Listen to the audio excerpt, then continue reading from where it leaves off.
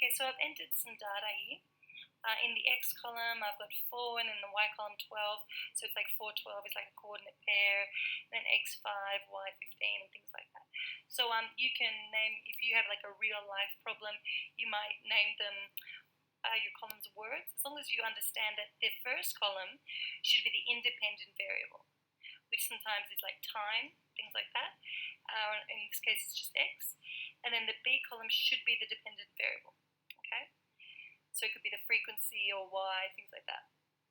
Okay, now I want to find the statistics, so I want to do something, so I go menu. Then statistics.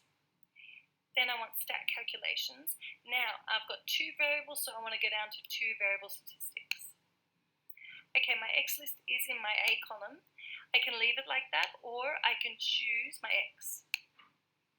But my Y list, I could put B, the B column, or I'm just going to choose Y because that's what I called it. Frequency 1, just leave it. Now the results column, again, they've put B, but I've already got something in B. I don't want to accidentally overwrite it, so I'm going to choose C. Again, you could choose D or E, whatever you want. Okay, so here they are. Here's our statistics. So they've got a mean is 6. Now notice it's the mean of X. That means it's the mean of the X values. This doesn't take into consideration the Y values at all. Now the sum of the X values is 30.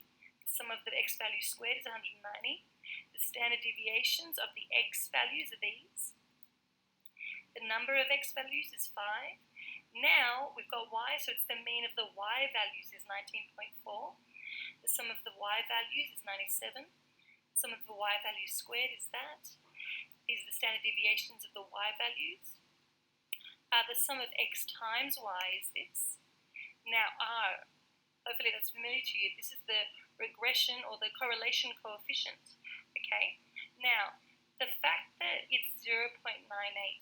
If you remember, that's close to 1, which means there's a strong positive correlation between X and Y, which means as X increases, so does Y.